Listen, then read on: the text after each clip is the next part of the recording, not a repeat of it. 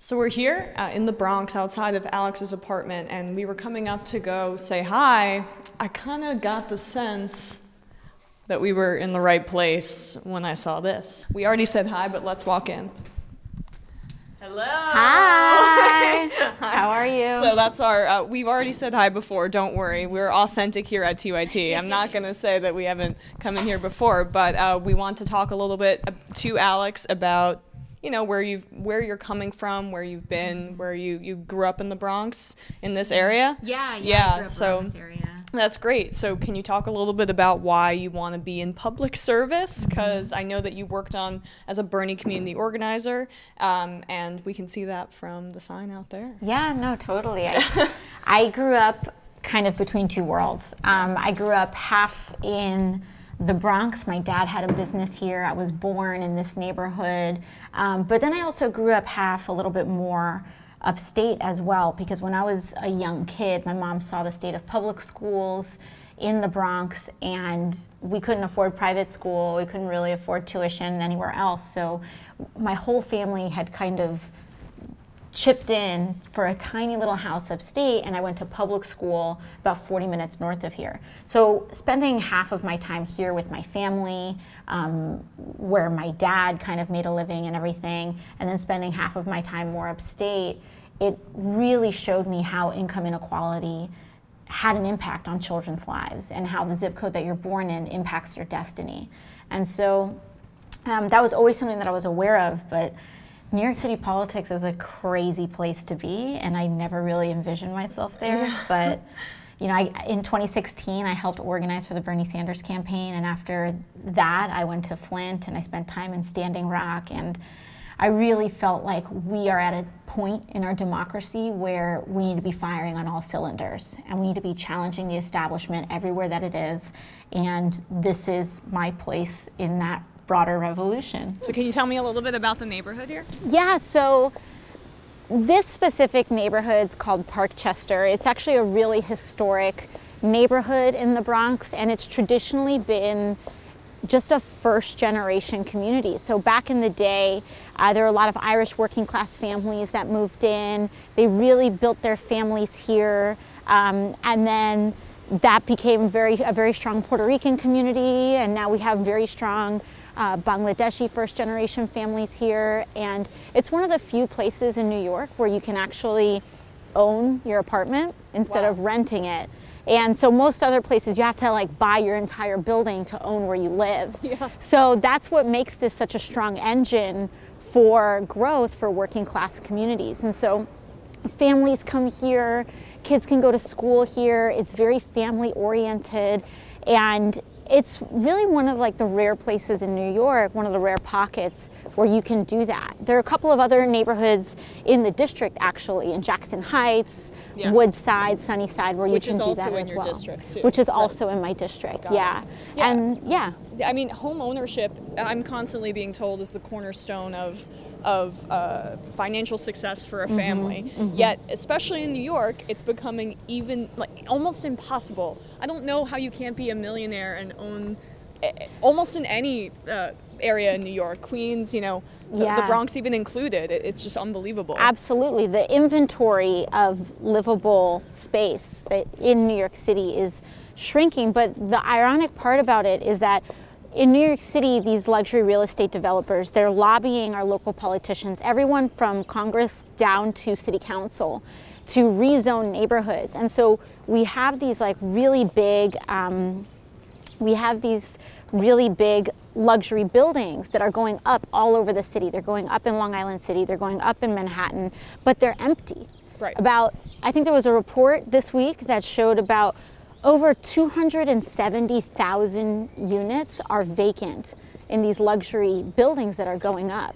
And a lot of the times it's because just having the building provides enough equity in a firm's portfolio that they're not even incentivized to fill them up. Right. I mean, that just brings to mind the fact that Jared Kushner's infamous building 666 Fifth Avenue, and it's very satanic, has 30% vacancy, and he's poured, you know, billions of dollars into this. It's just kind of a case study for how New York real estate has become so unbelievably expensive, and it's the real estate developers are really the ones running the show, not the fact that it's supply and demand or a healthy economic principle. Yeah, absolutely. And it also goes to show as well that this is happening with the permission and with the active collaboration of many of our public officials.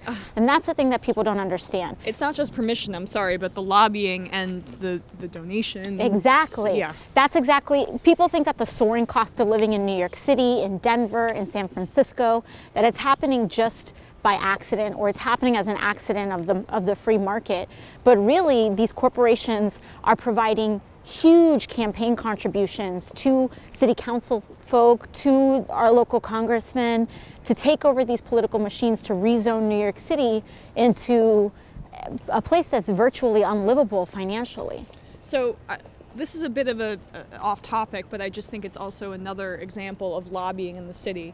So Uber, I try to take Uber as little as I can, because New York City cab drivers are just continuously going out of business. And Uber apparently spent more on lobbying last year on the federal level than Walmart. I think it's completely taken over, and seeing the demise of the cab driver in Manhattan, it's just kind of a case study for industry and working class individuals in the city being unable to kind of make ends meet like they could have a few decades ago. Yeah, we're totally in crisis, and in New York City, we've had about the 4th cab driver suicide tied to financial despair. The last one was in front of City Hall for the viewers, which is disturbing. And what people don't realize is that Uber is essentially subsidizing this, and so when they subsidize like falsely low fees, what ends up happening is that these drivers make less than minimum wage.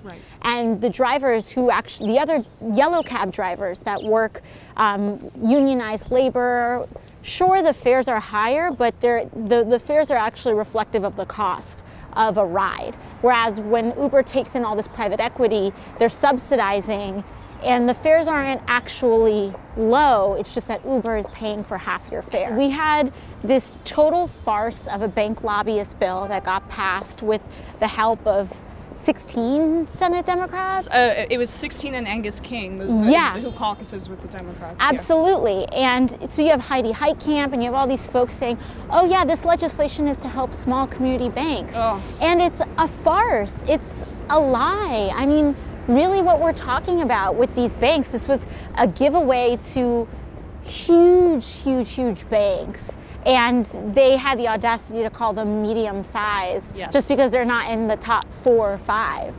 American Express and Barclays were included on there. Yeah, exactly. Yeah, Barclays has a stadium in Brooklyn. I think that they're doing okay. They're not a community mom and pop shop bank. They're not, but by conflating those two things, they try to kind of claim as though they're their champions. The bus that we're on right now, the Q44, is, if I'm not mistaken, it's probably the only direct line, or one of the only direct lines, that goes straight from the Bronx to Queens.